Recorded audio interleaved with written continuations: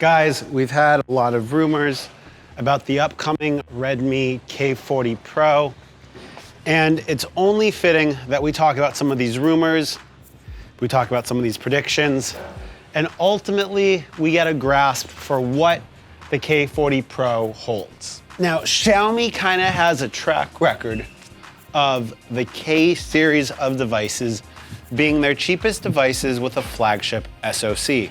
And weibing has already confirmed via Weibo that the Redmi K40 Pro is going to be the cheapest available device with a Snapdragon 888 CPU.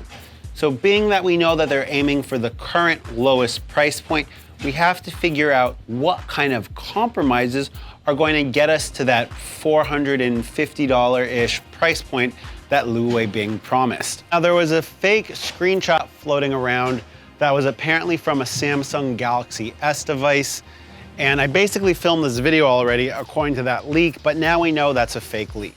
So what kind of compromises can we get if we know it's going to be the cheapest device? Well, the first one is going to be the display. Now, I think that we're either going to get an AMOLED display at Quad HD or 2K resolution, clocked at 60 Hertz, possibly a 1080p LCD display at 120 Hertz, which is very possible, or maybe a stretch, but a 90 Hertz AMOLED display. Now, out of all of these possible options, I think that the higher resolution 60 Hertz AMOLED display is most likely what we're going to see, because in the past we've seen that Xiaomi doesn't include the high-end AMOLED refresh rate displays on any of their K series of devices, which makes me think that we're not going to see that change. Now, another thing I think that we're really likely to see on the K40 Pro is going to be the same cameras that we have on the Redmi Note 9 5G or the Xiaomi Mi 10i. That makes sense. It's using the newest generation of 100 megapixel camera. This 100 megapixel sensor is the HM3, which offers 4:1 pixel binning, not the 9:1 pixel binning that we have on the Galaxy S21 Ultra. Maybe we'll get a Redmi K40 Pro Zoom edition, the same way that was a China-only model, that we're gonna get another China-only Zoom device with a better camera. I think that's a likely thing because in China, Xiaomi has no issue launching these like ultra segmented devices. And we've seen it time and time again that Xiaomi's willing to launch a higher edition of the K20 Pro with 512 gigabytes of storage. This is gonna be paired with a similar, if not the same camera setup that we have for the ultra wide in the Redmi Note 9 5G. And really, I think we're just gonna get the entire camera array from this device.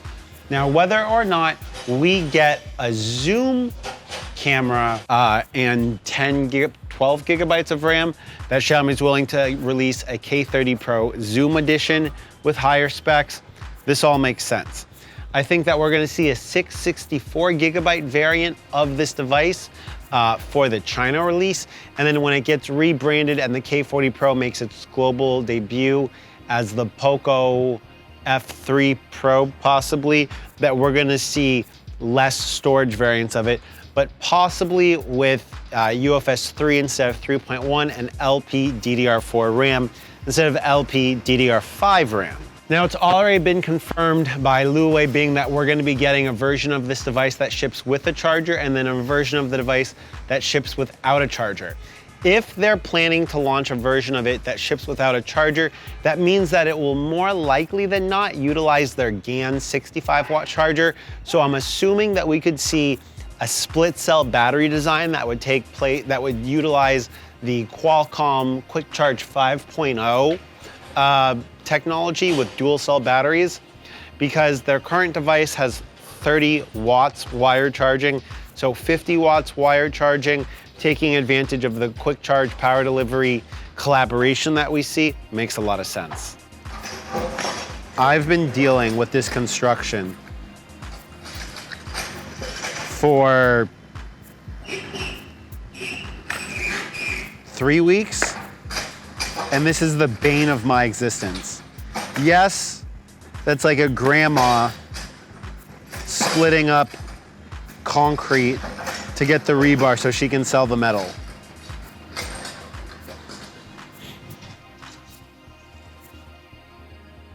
And really, if you live in a Western country, you haven't seen poverty, you haven't seen hard work till you've gone to a developing country like Vietnam. It's absolutely incredible. Now on the Redmi K30 series of devices, the K30 series had a punch hole, whereas the K30 Pro had a sliding camera. Whether or not a continuation of that sliding camera is left up to be seen. Would you prefer the sliding camera or a punch hole? Weibing said that the K40 series the smallest punch hole in the industry, but that doesn't mean that the K40 Pro is ditch the sliding camera. Personally, I think to make more room for the dual cell battery design, we are going to see them ditching the pop-up camera, as ultimately that was just kind of a waste of space and packaging. Another thing that's going to be really interesting to see is what Xiaomi does to differentiate and show users that there's a reason to buy the K40 Pro versus the Mi 11. They have to make the K40 Pro significantly worse than the Mi 11 to justify the price of the Mi 11. In fact, it's pretty clear that one of the ways, at least in my opinion, that they're going to differentiate it is the cameras. I don't know what new generation of sensor Sony has, if they have a IMX 767 or 777, but either way, the next few weeks in regards to announcements are going to give us a lot of information into Xiaomi's strategy. Xiaomi can't make a device that's better than the Mi 11. It has to be worse in very quantifiable ways than the Xiaomi, the K40 has to be worse than the Xiaomi Mi 11. That's just a given. How they're going to do this is left up to be seen, and how they get to that sub $500 price point that Lu Weibing promised is really interesting. And in my opinion, I think that they're going to do whatever possible to make the advertising and the marketing around this device seem like less of a compromise versus the Mi 11 and more of a personal choice for rounded edges and stuff like that. That's just what I think. What about you? And check out these guys.